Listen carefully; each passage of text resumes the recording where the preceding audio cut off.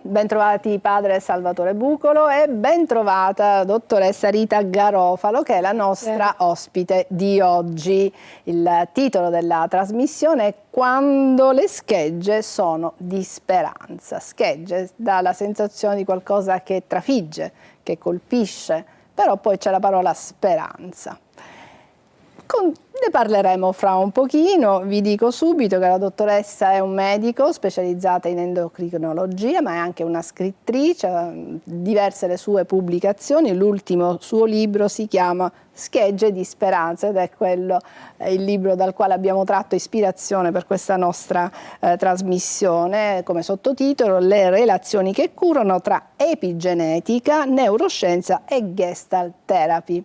Sembrano parole difficili, ma noi pian piano capiremo di cosa vogliamo parlarvi, cercheremo anche di capire perché la speranza cura ed è un farmaco. Già vi do questo piccolo indizio. Intanto, come sempre, il video iniziale preparato dai nostri ragazzi. A volte la vita ci colpisce, lasciandoci a terra frammentati. Ma è proprio in quelle schegge di dolore che possiamo ritrovare la speranza. La speranza non è solo un'emozione, è un farmaco dell'anima che guarisce il corpo e riaccende la luce negli occhi. Perché curare significa prima di tutto tornare a respirare insieme. Ecco, parliamo di speranza. Dottoressa, lei dice che la speranza è un farmaco, mentre per i cristiani è una virtù teologale. Queste due cose, le lo chiedo sia a padre Bucolo che alla dottoressa Garofalo, stanno insieme? Assolutamente sì. Può sembrare un ossimoro, ma è esattamente così. Allora, noi siamo abituati appunto ad avere un'idea della speranza come sentimento, come concetto antropologico, filosofico, anche teologico come virtù. In realtà è un processo biochimico, è un processo neuroendocrino. Quindi quando noi speriamo, in realtà stiamo producendo delle sostanze, degli ormoni, che fanno sì che il nostro corpo attivi tutta una serie di sistemi che producono benessere fondamentalmente. Questa è una delle caratteristiche della nostra specie umana ed è si attiva soltanto all'interno di una relazione significativa, ma di corpi in relazione significativa, quindi non soltanto una relazione, di parole, ma una relazione in cui le parole sono parole corporee, parole incarnate, parole che hanno a che vedere con quello che è il nostro primario modo di interagire, il linguaggio non verbale. Prima di parlare noi riusciamo a comunicare, i bambini, no? Abbiamo tutti esperienza di come un bambino riesce a comunicare anche solo con il pianto e come la madre che è collegata emotivamente e corporeamente col figlio è capace di discriminare se sta piangendo perché ha fame, perché ha sonno, perché ha mal di pancia, perché bisogna cambiarlo, no? Questo può sembrare, detto così, non realizzabile, però poi è una fattualità, è una realtà, perché è il nostro modo di interagire primariamente e che è quello che ci permette all'interno di una relazione di fare sì che possiamo virare in un momento di difficoltà verso il futuro, possiamo proiettarci e darci la speranza di attraversare quel momento difficile, quella difficoltà. Ecco perché è importante cominciare a guardare la speranza non soltanto come qualcosa di astratto, di concettuale. Le faccio un esempio concreto. Tutti sappiamo che cos'è l'asse dello stress, ormai tutti quanti ne parliamo a gran voce, come l'asse ipotalamo, ipofisi, surrene produce il cortisolo che innesca tutta una serie di meccanismi. Ok, questo è un meccanismo di difesa che abbiamo sviluppato perché ci dobbiamo salvare anche da soli. La nostra specie ha attraversato millenni di evoluzione in cui eravamo in situazioni di emergenza e tuttora in situazioni di emergenza abbiamo bisogno dell'intervento di questo sistema. Qual è però la differenza rispetto a quest'altro sistema? Mentre quello si attiva anche quando siamo da soli, quest'altro sistema si può attivare all'interno di una relazione. È un corpo che entra in relazione con un altro corpo, un corpo fragile che chiede aiuto, che viene preso in carico, quindi viene sostenuto, accompagnato, consolato da un altro corpo che si prende cura di questo corpo. All'interno di questa relazione si innesca questo processo che fa sì che si abbassa la soglia del dolore e quindi quella situazione ansiosa si placa, il dolore si sente meno, ci si proietta nel futuro sapendo che questo momento presente può essere attraversato e che comunque ci sarà la possibilità di un miglioramento, di qualcosa di buono tra un po'. Che differenza c'è tra speranza e essere ottimisti? Allora, l'essere ottimista è più una posizione mentale. Io guardo le cose, il bicchiere è mezzo pieno, ok? Ed è più una situazione quasi cognitiva. Ma questo di cui sto parlando è una situazione emozionale, non è una situazione cognitiva, perché prima di essere cognitivi noi siamo corpi, diciamo, in relazione in emozione, cioè quello che effettivamente è alla base del nostro agire, è l'emozione. È l'emozione che possiamo negare, dominare, sopprimere o semplicemente assecondare. Il nostro sentire viene prima del nostro pensare, è a seguire in base a quello che sentiamo e quindi l'emozione proprio etimologicamente significa questo, no? L'emozione mi permette di sentire e poi successivamente di agire. Se io sento la sete mi attiverò per cercare l'acqua. Ma io non penserò di andare a bere, non è un pensiero bere, ma questo per moltissime azioni della nostra vita.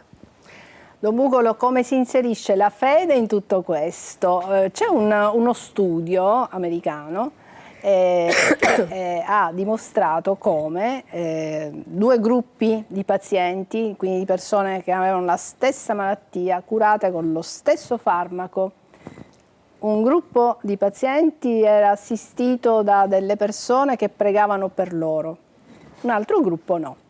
Si è scoperto che le persone che avevano ricevuto, fra virgolette, non solo il farmaco, ma anche la preghiera, queste sono guarite più in fretta. È uno studio scientifico, quindi noi possiamo anche dire che la preghiera il sapere che ci sono delle persone che ci vogliono bene, esatto, che stanno pensando a noi, che stanno pregando per noi, ecco, anche questa è una relazione. Esatto. La speranza, ecco, entriamo anche nel dettaglio, cos'è la speranza per un cristiano? Perché se la preghiera viene vista, questa potrebbe essere anche una cosa ambigua, ma anche non corretta, come una sorta di atto magico, invoco la presenza di Dio e le persone, no. Quando invece, come detto bene, la preghiera è il fatto che io so che ci sono delle persone a cui io sto a cuore, quindi c'è una relazione, c'è un contatto, c'è una presenza. Ecco, con queste presenze prossime, vicine, amiche, di cui io mi sento fortemente voluto bene, è chiaro che questo, ed è straordinario, genera nel mio corpo quell'emozione, questo processo straordinario, no? Perché qui vedo l'unità del corpo con tutti i processi di cui io giustamente non so dare il nome, però avverto una profezia, avverto qualcosa di grande per cui la persona reagisce e sta molto meglio, perché io sono pienamente convinto che la fede non è un qualcosa di astratto, ma è un prendersi cura dell'altro, un creare relazioni significative, relazioni vere, relazioni autentiche, relazioni che veramente portano prossimità. In questo io ho avuto la possibilità di fare l'esperienza in Africa, in missione, e in Africa ho visto quello che in qualche modo è successo qui nei nostri paesi occidentali. cioè il fatto che i cristiani sono coloro che per prima si prendono cura della persona in toto, della sua salute, del suo benessere, del suo sentirsi amato, cioè le radici cristiane di sue hanno questo prendersi cura dell'altro nei suoi bisogni reali essenziali. Tra l'altro, una cosa molto bella che dovremmo sempre ricordare, il fondamento della nostra fede è che il Verbo si è fatto carne, la parola si è fatto carne. Purtroppo, ma questo un po' nella storia abbiamo visto, e forse anche allo stato attuale, ci siamo fatti prendere da uno spiritualismo. La parola sì, ma una parola astratta, no? Per cui a volte, e sono pienamente d'accordo, utilizziamo la parola speranza come un'astrazione, come un modo di dire, come un'idea, quando in realtà siamo corpi, siamo esseri viventi.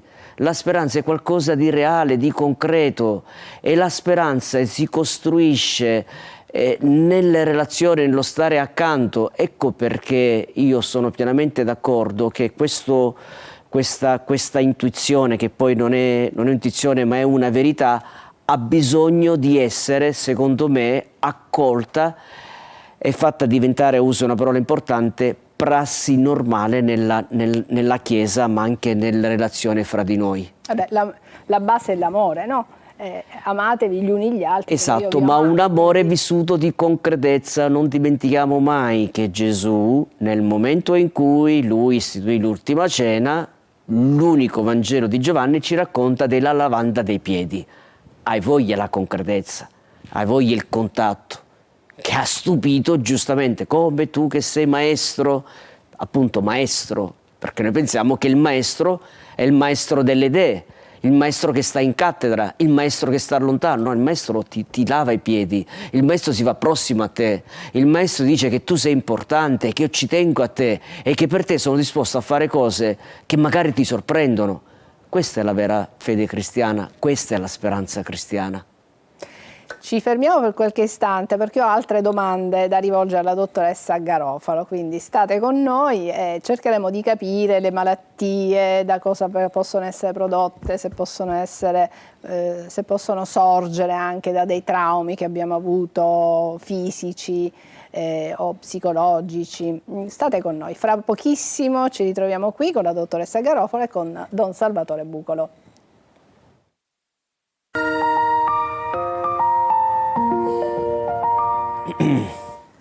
Eccoci, stiamo parlando con la dottoressa Rita Garofalo, che è un medico endocrinologo ma anche una psicoterapeuta, e con al solito Don Salvatore Bucolo che segue questo ciclo di trasmissioni, ormai siamo alla seconda edizione. Dunque abbiamo preso spunto da un libro che ha scritto la dottoressa Garofalo che si chiama proprio Schegge di speranza. Ecco, perché schegge? All'inizio della trasmissione dicevo, schegge dà come dire, come immagine qualcosa che ti trafigge, che ti si conficca, però c'era anche la parola speranza. Sì, allora nella mia attività professionale molto spesso mi sono sentita dire da pazienti a cui ho comunicato di essere diventati diabetici o che il loro figlio è diventato diabetico: dottoressa, mi è scoppiata una bomba tra le mani, perché ovviamente una malattia curabile ma non guaribile come il diabete diventa veramente una deflagrazione nella vita di una persona. Allora, trasformare queste schegge che possono diventare i traumi da cui non se ne viene mai fuori. La mia vita è finita, se non fossi diventata diabetica avrei avuto una vita, ma dal momento che sono diventato diabetico non posso permettermi di vivere come avrei voluto. E questa è la vera tragedia poi, ma che non corrisponde ad una realtà oggettiva, ma emotiva sì. Allora, prendere queste schegge e trasformarli in seme di speranza, per certi versi è stato il mio compito per tanti anni, e questo si può fare solo all'interno di una relazione. Poco fa si parlava di relazione padre-figlio, nella preghiera e così via di seguito. Dobbiamo sempre avere chiaro che una relazione di cura è una relazione asimmetrica. Ma la relazione asimmetrica non significa che io sono sopra l'altro e quindi lo domino. Significa che proprio per la posizione in cui io mi faccio carico di te e mi prendo cura di te, ti testimonio cosa posso fare. La preghiera ha questo valore e se misuriamo tutti i parametri vitali, quindi frequenza cardiaca, frequenza respiratoria, chiunque prega in qualunque religione, qualunque lingua, ha una riduzione della frequenza cardiaca, una riduzione della frequenza respiratoria, un corpo che si placa e la produzione di tutta una serie di sostanze benefiche per tutti i nostri sistemi. Quindi il sistema immunitario, il sistema intestino, l'asse intestino, microbiota, cervello, quindi tutti i nostri sistemi, che sono i sistemi vitali che ci permettono il benessere oppure il malessere se la situazione va all'incontrario, vengono attivati quando io entro in relazione profonda con me stessa e con il Signore, se sono cristiana, con Buddha, se sono buddista, con Allah, se sono musulmano, con l'animismo, con lo sciamano e così via di seguito. Questo appartiene all'essere umano, ha la possibilità che l'essere umano ha di, come posso dire, di trascendere nella carnalità, quindi non perdere il proprio corpo, ma attraverso il corpo sentire il senso che Campbell, uno studioso, definiva luminoso, cioè il senso del divino, che appartiene alla nostra specie nel momento in cui abbiamo acquisito coscienza di noi stessi, consapevolezza di noi stessi. Quindi in questo si attiva questo meccanismo della fiducia e della speranza, perché fiducia e speranza vanno di pari passo. Io non posso sperare se non mi fido, e viceversa. La retro di copertina del suo ultimo libro c'è una domanda. Una malattia organica, quindi stiamo parlando di malattie, in questo caso il diabete, perché la dottoressa è un'endocrinologa, può trovare le sue radici, quindi la causa, diciamo, primaria, in eventi traumatici di ordine psicoaffettivo, cioè un trauma può scatenare una malattia, un dispiacere molto forte? Allora, ad esempio, sì, la perdita di una persona cara. Dobbiamo sempre contestualizzare, perché qualunque malattia è l'esito di una serie di processi che sono avvenuti nel nostro corpo che non hanno trovato possibilità di trasformazione. Quindi intanto lo dobbiamo vedere come un processo complesso e non lineare, causa-effetto, mi è morto il marito e mi è venuto il tumore. Non funziona così. Quindi non è un processo lineare, è un processo molto complesso e che ha delle radici profonde, soprattutto in quei traumi psicoaffettivi che appartengono al nostro vissuto corporeo relazionale che non sono mai stati elaborati. Cioè di un dolore che non ha mai trovato parole per essere detto, ma neanche a se stessi, La difficoltà è proprio questo. Io non posso dire a qualcun altro quello che non sono riuscito a dire a me stesso. E non sempre a secondo di quando è avvenuto il trauma trovo le parole per dirlo. Ecco perché poi la relazione di aiuto permette questo tipo di processo. Le voglio raccontare una storia che un po' è il fil rouge del libro, ma che è stato fondamentale nella mia esperienza professionale. All'inizio della mia attività lavorativa in ospedale è venuto un paziente in consulenza. Questo paziente era diventato diabetico in seguito ad una terapia cortisonica con dosi molto elevati perché aveva una leucemia linfoide, quindi il paziente veniva curato per la leucemia con dosi di cortisone, che è cosa che può accadere, e questo aveva fatto sviluppare il diabete. Quando questo paziente arriva in consulenza io vedo entrare una persona che strascinava i piedi, con un assolutamente trasandato, un po' barcollante, che si accascia proprio sulla sedia e io penso di avere a che fare con una persona anziana. Guardo la cartella, aveva meno di 50 anni, per cui lo guardo un po' meglio e gli chiedo, lui sempre con la testa bassa, quindi con questo corpo proprio rattrappito su se stesso. E gli chiedo la domanda di rito: ma lei sapeva di essere diabetico prima di iniziare il cortisone? E lui mi guarda così di traverso e mi dice in siciliano, perché parla tutto il tempo in dialetto: se lei aveva pazienza ad ascoltarmi, io ci conto come successe. Cioè, se lei ha la pazienza di ascoltarmi, glielo racconto. Era un modo, mi è arrivata come proprio una richiesta: ascoltami. E io gli ho detto: ok, mi dica. E lui mi comincia a raccontare una storia di una drammaticità infinita, perché era il quinto figlio di una famiglia di contadini, si era sposato, non aveva soldi per poter mantenere la famiglia, emigra, quindi storie di emigrazioni, di esclusioni, di tradimenti, viene ingannato dalla famiglia di origine, la famiglia diciamo che si era formato con la moglie si allea con la famiglia di origine, non gli fa vedere il figlio, quindi una situazione di un dolore, di una drammaticità che lui mi racconta guardando delle scene che solo lui poteva vedere. La sensazione che avevo io era una situazione di essere proprio trapassata da questo dolore, cioè tutto il mio corpo, e mi ricordo ancora che mentre ero prima seduta così, il mio corpo si è avvicinato quasi a protendersi verso di lui, ma non riuscivo a proferire parola perché ero inebetita da questo dolore devastante. Scrivo la consulenza in assoluto silenzio, chiudo la cartella, mi alzo e lo accompagno alla porta e all'improvviso vedo qualcosa che mi stupisce.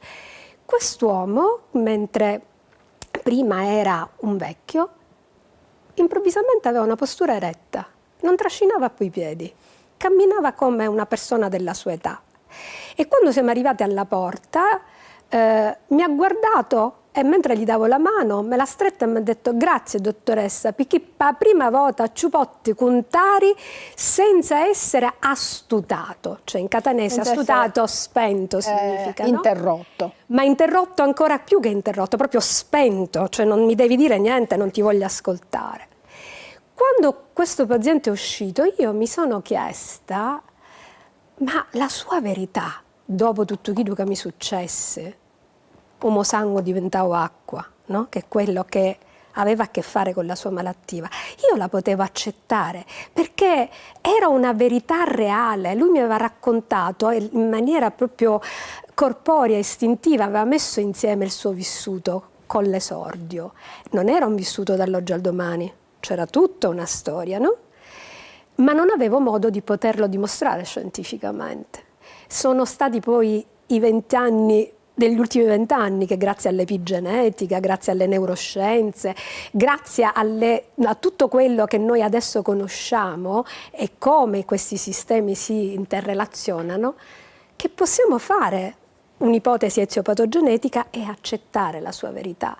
Ed ormai accettare, cioè questa persona poi alla fine è guarita? Questo noi non lo sappiamo. Non lo sappiamo. Perché fra l'altro io l'ho incontrato solo una volta, però veda, per una persona che vive un dramma del genere non è importante guarire, ma è importante vivere e vivere una buona qualità di vita qui e ora, che è molto diverso dalla possibilità di guarire.